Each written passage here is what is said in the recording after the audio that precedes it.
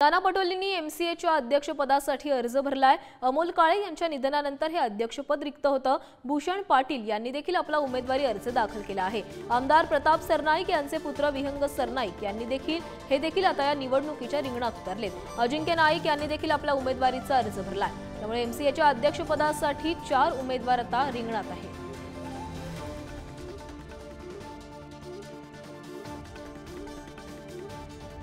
अनेक अर्थाने खूप महत्त्वाची ही निवडणूक आहे आणि अजिंक्य नाईक सर आपल्यासोबत सर तुम्ही आताच अर्ज भरलाय, या निवडणुकीबद्दल काय सांगाल? किती तुमचं लक्ष असेल या सगळ्याबद्दल आणि याबद्दल काय सांगाल?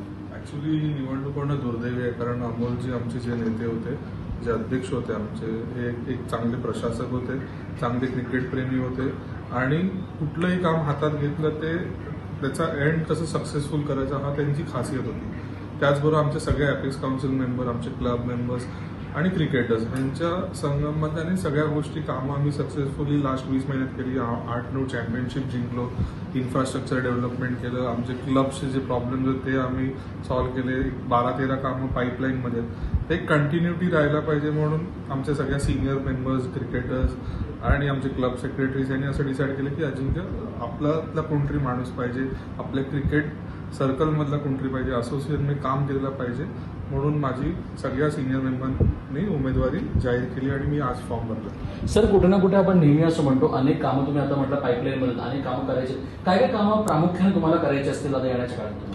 नाही, मेन तर जास्तीत जास्त मैदान, आज तुम्ही बघा मैदानांचा प्रश्न खूप मोठा आहे, कारण मैदानं मुंबईसारख्या ठिकाणी फार कमी राहिली आहेत। आज वेस्टर्न सबब असेल, ईस्टर्न सबब असेल, खास करून पालघर ठाणे जिल्ह्यामध्ये क्रिकेट वाढते।